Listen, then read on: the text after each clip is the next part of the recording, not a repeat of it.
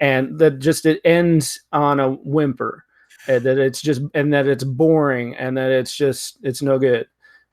Basically. They say why. See, here's the problem. I tried to find why, and I there's a couple other things I found, but they don't say why. Well, I will say the first part that I when I was looking at the headlines, it was just I happened to be clicking on Google and they showed up, and I intentionally didn't click through them because I wanted to, at the time I hadn't seen the movie yet, but yeah, I don't know why. I don't know specifics on it, it's weird. That's the thing that I'm frustrated about is we hear it sucks, but nobody gives any concrete stuff. But there was a few things I heard. Now, the what you said is the thing that nobody's taking into consideration. Here's the bottom line, non-spoiler. This is not supposed to be the final chapter. This was never intended to be the last X-Men film with this cast. It was not. This was supposed to be another middle chapter, second act chapter. And when you get into the spoiler review, it's pretty goddamn obvious. This was not supposed to end it because 3 years ago when the production of this movie started, the 20th Century Fox Disney merger was not a gleam in anybody's damn eye. And so it's kind of so this is the last one, but that's not what they would have written different. Everything would have been different. If they knew this was the last one, this is not the story. I swear it's not, because it doesn't make any sense, because it leaves, there's threads that aren't tied up at the end of this. And it's very clear they were going to. Like, they're not stupid, guys. They thought these were just going to go. That's why they revamped the cast and went into the past so they could keep it going. So that's the real thing. I desperately urge you to, if you have not seen it, go to the theater and remember they had more plans. They're off because it's going to be part of the MCU and Kevin Feige's got his hands on his toys. But this was not meant to be the final chapter. So if that's how you're judging it and why you're judging it based on that, you're not being fair, because that's not what it was supposed to be. And look, there's things wrong with Terminator Genesis. It's pretty obvious. But some of the wacky stuff, I think, was going to get explained in the planned trilogy that was abandoned. Is that an excuse for it? I don't know. But it's a fact. It doesn't mean that's a great movie. We've covered it. But it's certainly not my favorite Terminator movie. It's at the bottom of them for sure for me. But I got to give it a pass for some of the stuff, because you can tell when they're writing, well, this is going to continue and that's going to continue. We're going to explain that later. We're going to explain that later, right? Well, same with Batman versus Superman. We've covered in our Buzz segments what that nightmare sequence was with Flash in BVS, and all the explanations they were going to do in 3 movies past that, right? So yeah, judging it based on what it wasn't allowed to become is not fair. So that is the big first thing I'd say. The other things, Donald, I heard before we get in our intro was I've heard it's boring. There's not enough action. I heard that a lot. And it's just lackluster and whatever. So I went into this expecting not a lot of action sequences, and I was like, what movie did they see? Where were they? Anyway. And then I've heard boring. I've heard it doesn't do anything for me. I've heard it's not funny. There's no humor. It's like, yeah, there really wasn't in the others either. Days of Future Past is not that funny. Anyway, Logan, not funny. Not funny. I just mentioned it. So anyway, another big critique. I think people are jumping on the fact that this was, the producer writer Simon Kinberg's first real feature directing. Yes. Film, and I think people are jumping on that as, well, that must be why, and so he just sucks at directing. I'm not. Nope. I think there was a lot of good stuff in here. We'll get into it. Because a director is mostly responsible for the acting performances, and I will get to it. But I think that's the biggest strength of this film. I think the cast fucking crushed. And I've heard people who just shit on this movie say the acting was amazing. I really have. I saw some people, because trust me, we read a lot of reviews and watch a lot of review videos of people just crapping on movies. It's what we do. We do it so you don't have to. Right. And they were praising the cast because this cast is crazy. So anyway, yeah, I agree. So he's produced all this stuff. He's currently produced, listen to what he's producing as we speak. Deadpool 3 and X-Force, New Mutants, He did Star Wars Rebels before. He did all the X-Men films up to now. He just went from the producer chair to the director chair, and that's not. I'm not saying that's not different. And he's doing a lot of story credits and screenplay. So Days of Future Past and Apocalypse and the 2009 Sherlock Holmes and X-Men: The Last Stand. So he's been in it for a while. Absolutely. Well, I tell you what, let's start with this. So let's do our non-spoiler reviews, and I'll let you, if you want to go first, it's totally cool. I rambled for a minute. So let's give people our non-spoiler review, and then we can let them know when they got to tune out if they've not seen it. Sounds good. Bottom line, no way is this anything close to as bad a film as the ratings and everything are saying here.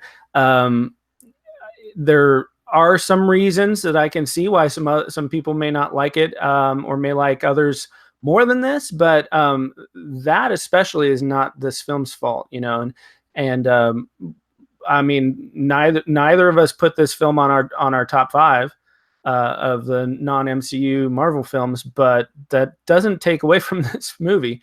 And I liked it better than a lot of the movies. I liked it better than Apocalypse. I liked this movie better than the first original X-Men films, and I enjoyed all of them. I liked them all a lot. That's why I kept watching, but and that's why I was excited about this. But this one's better. One thing that gets me, and it's kind of like what I talked about with First Class, is how it fits so well in the universe with the first 3 movies, and this one fits like a glove. I mean, you can tell the continuity of Simon Kinberg in here is huge, and I mean that as far as the tone, as far as the themes that they're exploring, as a part of the talking about the relationships between the characters and the seriousness of the topics that we're talking about, and the really awesome action that we see, but at the same time, and the fact that you've got multiple cast members that all have to be serviced by the story and the script and everything, and the different action sequences, and nobody's wasted, especially in this movie. Nobody's wasted that I could see at all. No. And it was just really good. I think that for other non-spoiler, there's a lot of comparisons that can be drawn with the Captain Marvel film. We'll talk about reshoots, but the talk was that a lot of the reshoots were to make it a little less like the actual Captain Marvel film, between the power, the appearance of Jean Grey's Phoenix powers, so that they'd look less like Captain Marvel's powers, things like that, and just the actual, the way the ending worked through. It's also a lot of comparisons to Civil War. I would add there's a lot of things that the MCU explores over multiple films, including Endgame and Iron Man and things like that are all really superbly mixed together in one film here. It doesn't feel bloated. It doesn't feel confused. I didn't see what happened before the reshoots, but I think the outcome of all the reshoots made a really good movie. So it worked for me. How about you, Scott? I have never been more adamant when I say do not listen to the narrative of this bullcrap online. Don't. Like I said, I can understand some of it sometimes. I do not get this. I think that Endgame, I think that if they had to go back in time, just like Ready Player One and Solo, especially Solo, coming after Infinity War, you don't. There's one thing to think, well, hey, we'll ride the superhero wave. Everyone's going to be excited for Endgame, and a couple months later, here we come. No. Then you're not Endgame, and you're not Infinity War. And I think Solo was the movie that got crap because of its timing, and I think this one is too. I think the MCU is what really hurt the movie, because this movie's not funny. It doesn't even try to be. There's not really any parts you laugh at. I have no problem with that. I don't ever walk into a movie going, I have to laugh. I have to this. I have to that. No. I don't care. Right. There's one joke there's occasional jokes in the original X-Men trilogy. They're rare. Mm-hmm. Yeah. like, hey, wait, no, it's me. Well, prove it. You're a dick. Well, okay. Like Yeah. there are ones that are there, but they're not. That's not the point. Anyway, this is the worst reviewed X-Men movie we've ever had, like I said, but the international box office is doing really well. Now, Aha. only 3 X-Men films did better domestically than they did internationally. So usually the international audience likes this better. Now here's the difference, I think. Like, it's killing in China. Well, China, like Orwell said, like, controls their social media. Like, they control what gets said, what you can say, what you can't say. You get social ratings and if your social ratings too low, you can't get on planes. Like, it's 1984 in China. It's scary shit, but they love it. Why? Personally, I think it's because for 90 days, while Endgame is here, the media is not like, early screenings fucking suck. Like, that's why I hate that. I like that Rotten Tomatoes is hiding all the ratings until release day. I like that. I think that's the right choice. Do not fuck with the narrative as best they can, right? That's all they can control. I already said the other part about anyway, my point to that is I think look, movie reviewers follow other movie reviewers. I follow lots of movie review podcasts in my social stuff. So it gets echo chambery. It does. You can't kind of stop it. And journalists follow journalists and movie reviewers follow movie reviewers, and they start saying things and I don't think they intend to do it. It just kind of starts happening.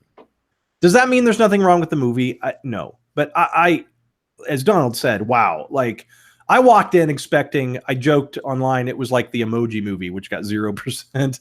Like, people act like this is, it's like, what the fuck were they watching? Is it Endgame? No. Is it Days of Future Past? No. But is it Spider-Man 3? No. And I didn't think that was really that awful. I'm just saying, anyway, you get what I'm saying. It's not as bad as you think. I already talked about, remember what was originally planned. Sophie Turner is absolutely the gem of this film.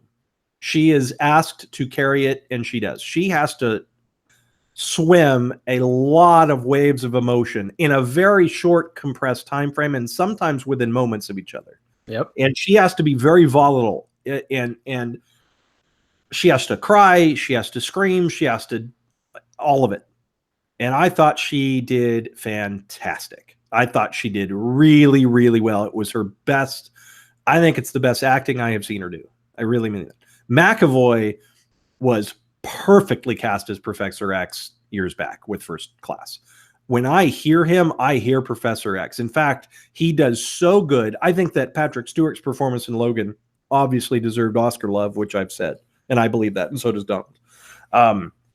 But as far as who I like as a better Professor X, I don't know. I might have to lean McAvoy's way. Now, the interesting thing is, in this film and the others, you see a different Professor X. You, just like in the prequels, you don't have the wars not make one great Yoda yet. He's not there yet. Same thing with Professor X. He's not there yet. He's flawed still. He's got a jacked up worldview a little bit. And that's part of the narrative of this movie. And it's great. And he does awesome. But the rest, go ahead. Yeah, just interrupt you. When I closed my eyes a couple times, I could have sworn it was Patrick Stewart delivering the lines instead of McAvoy. I mean, he really got the voice down, the register into the. I'm not going to do a British accent, but he got it way down here, like Patrick Stewart, and so it sounded just amazing. So I'm right there with you on that. Yeah, McAvoy, I've not seen anything he's done that I've just thought sucked. Right. He's done great. The rest of the cast is great. And as Donald said, they all get a chance to shine. I heard from a good friend at work, it was the first time, and she saw an advanced screening of the movie, and she said she fell asleep. It was boring. Fell asleep. Now, part of it is she has to be at work at 6:30 in the morning. So that's part of it. And I suggested to her that she stop going to early evening screenings on weekdays because she's having trouble staying awake because she has to get to work so early, and not to let that taint the film. But here's the deal. I heard a lot. You will hear, if you have not seen it, that it's slow and it's boring. So what I did the second time I went, I stopwatched in between, how much time goes between action sequences, the start of them. That becomes important in a minute. But here's what I got down. And look, this is non-scientific. It's my stopwatch app, right? So the movie opens with, it kind of could be a action sequence, but let's say it's not. 7 minutes into the movie is the first true action sequence. Then 10 minutes later, then 14 minutes later, then 14 minutes later, 12 minutes, and 13 minutes later. At no point is there more than 14 minutes between action set pieces. That's way more than Iron Man 3 or Iron Man 2. Yeah. Now, here's the kicker. That's from the start of them to the next start of. So if there's 14 minutes from the start of one to the start of the other, if the first one lasts 7 minutes, it's only 7 minutes between the end of one and the beginning of another one. So these timestamps shrink if you include how long the action sequence lasts. So I got out of there going, I expected a character piece. I expected, after what she said, and I trust her. She's not dumb. But I thought, okay, so when I went in to see it, I told the family, yeah, the word is it's going to be kind of slow. Not many action pieces. Think Iron Man 3 or something. Oh my God. I don't know what the hell she watched. I think she was just tired, because there were more action sequences in this, and long action sequences in this. Yeah. In fact, there is a sequence at the end of this movie that lasts as long as the end game finale. So that's just fact. I'm not being hyperbolic here. So guys, if you've heard it's boring, no. If you just go for the whiz bang and watching the X-Men use their powers, you get that more in this movie than maybe since Days of Future Past. It's a lot. Am I wrong? It was a lot. The way you put it that way, I mean, as I was going through the movie, you hadn't told me that yet. And so coming through and seeing these timestamps, it's tough for me to necessarily agree with you, but at the same time, I didn't feel like there was too much action. Like, there's some things where the story is sacrificed for the sake of more, stuff blowing up or different power shot, special effects shots on screen. That's not what I felt at all. I heard that it was boring, and so I was kind of expecting that it might be slower, and so there was a fair amount of dialogue and maybe not character studies necessarily, but a fair amount of dialogue. I don't consider it too much. I considered it just enough a very appropriate amount for stringing each sequence together. I don't feel like there were pacing issues, your trigger word, or anything like that. I think that there was one scene in the middle, which really wasn't that big of a scene anyway, but I felt like there was an action sequence that, honestly, I didn't want an action sequence right there. So you could argue there was too much action for me, Scott. I thought that it was well balanced. It in general, it was, and like you say, that the last bit was phenomenal. So yeah, well, in the spoiler review, we're going to get to that a lot. The last thing I want to call out is something nobody's talking about. That Hans Zimmer did the score to this, and I really liked the score, and it stood out for me. And I thought, Captain Marvel's score stood out for me. Black Panther's score stood out for me. Some of them blur together and you're like, yeah, it's a score. Great.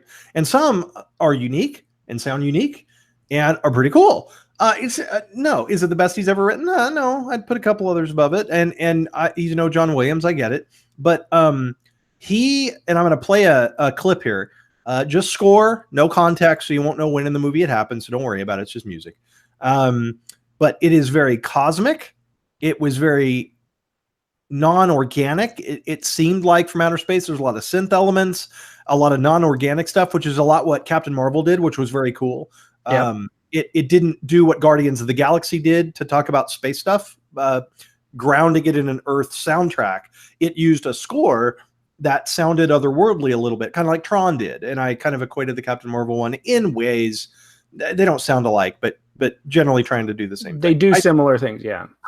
So anyway, I'm going to play a little clip. We're not going to do any keeping score or dive into this too much. If you stick around for the spoiler review, You will hear this when we get to a certain part of the movie, and I'll pull it out there. But listen to this clip. It's a clip during one of the action set pieces, and there's a choir that comes in at the end of this.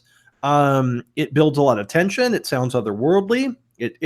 Anyway, let's just listen to this. It's a track that Hans Zimmer on the soundtrack is called Reckless. So very quick, just 90 seconds. Let's listen to that.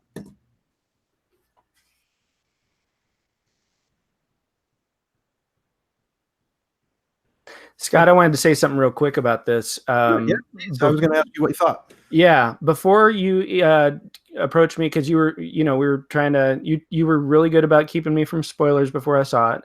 But as so you didn't mention this soundtrack or this track to me at all. I wasn't even really paying attention to the soundtrack, but there was a point where the particular scene in the movie where this plays, and then it comes out again in the end credits. When they're playing through. Yeah, I forgot to say there's no end credit scene. Go ahead. And no end credit scene. Spoiler alert. But I remember it distinctly from the end credits because I loved hearing it as a resolution to the film, and I remembered it from the scene as well, and how much it played with the scene very well. It did. So if you like soundtracks and stuff, listen to this one. It's definitely well worth it. All right. We are about to, so that's it for non-spoiler. We're about to get spoilery. We're about to spoil all over your face. So if you have not seen the film, come back and timestamp it. We always put chapter headings and things into the descriptions and into the app. So you can come back and listen to the spoiler review if you've not seen it. So, Donald, maybe we should talk about it. Why don't we save the discussion about the third act reshoots for the third act? That makes sense. Well, I was going to talk about it first and then just go, but we can wait. So, let's start. So, movie starts with Jean Grey and the car accident that we saw in the trailer. I don't have it. Don't need to play it because it is what it is. She can't control this one has nothing to do with the Phoenix Force. This just is she's 8 and the powers are manifesting and she's having trouble controlling them. And she accidentally puts her mom to sleep at the wheel. And before that, though, she does something as a kid that is unforgivable, which is changing the fucking station on the radio. But interesting. There's Easter eggs there. Do you know why? One of the songs that she turns it to is a country song called When I Get to Phoenix. Yeah. And the other one is Werewolves of London, which in the X-Men comic book, there is it's not Werewolves of London, but there was was it a villain group? I'm trying to remember, but they're called Warwolves of London. And nice. Anyway, so even the songs in the station she was changing to actually had just stupid Easter eggy stuff. But yeah, you're not supposed to touch the radio. But anyway, yeah. So if I were her mom, I probably would have driven the car off the road anyway, just to teach her a lesson. But that's just me. Not when you're putting on Werewolves of London, you leave it. Anyway.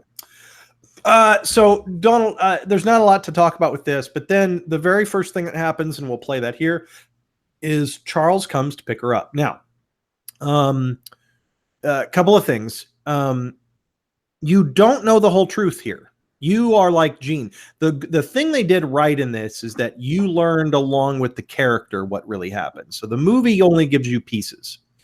And so the only part that you see in this is what the adult version remembers.